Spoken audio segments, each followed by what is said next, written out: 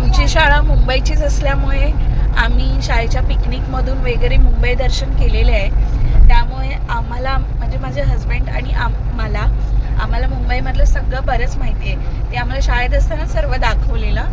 पण माझी स्पृहा ही डोंबिवलीला जन्माला आली आहे आणि तिची शाळा पण डोंबिवलीमध्येच आहे.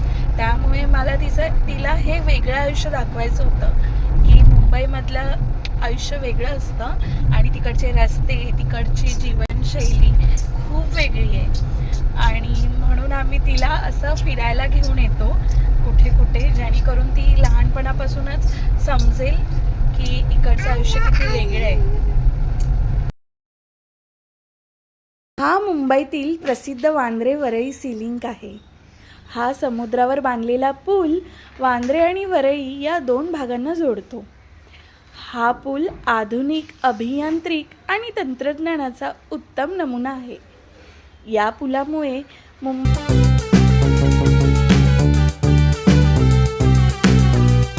उभारलेला हा पूल मुंबईच्या सौंदर्यात भर घालतो. वांद्रे वरई सी लिंक हा मुंबईच्या प्रगतीचा आणि आधुनिकतेचा प्रतीक आहे. आता नेक्स्ट आहे मुंबईतील कोस्टल रोड. हा रोड मुंबईच्या किनारपट्टीवरील एक आधुनिक आणि महत्त्वाचा रस्ता आहे. या रस्त्यामुळे मुंबईतील प्रवास अधिक सोयीचा होण्यास मदत झाली आहे. समुद्राच्या सुंदर दृश्यामुळे कोस्टल रोड मुंबईच्या आकर्षणात आणखी भर घालतो.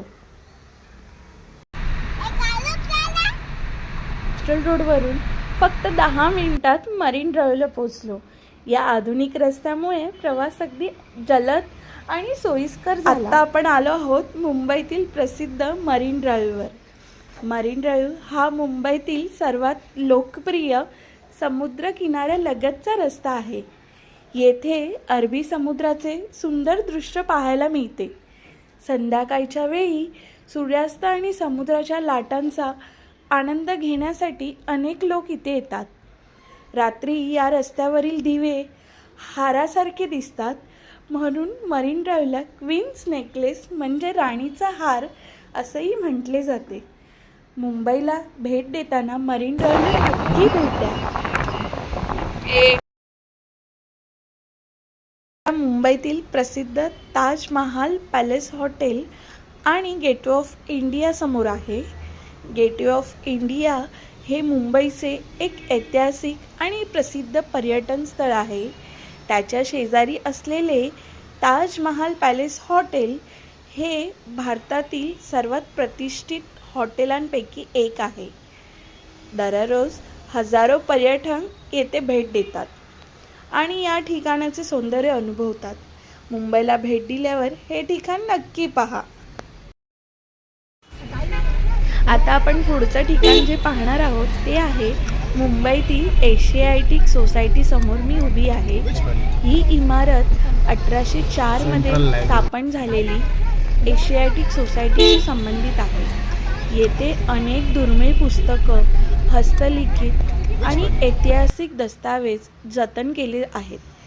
ही मुंबईतील इमारत ऐतिहासिक आणि संस्कृतीचे महत्त्वाचे प्रतीक मानली जाते. आता आपण जात आहोत, जी माझ्या समोर दिसते ती आहे भारतीय रिझर्व्ह बँक RBI.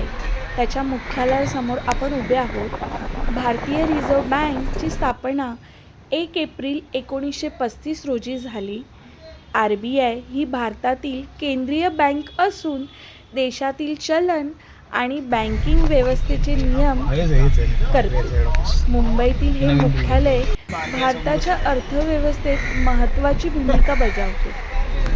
त्यामुळे ही तुम्ही नक्कीच बघायला बाहेरून येऊ शकता.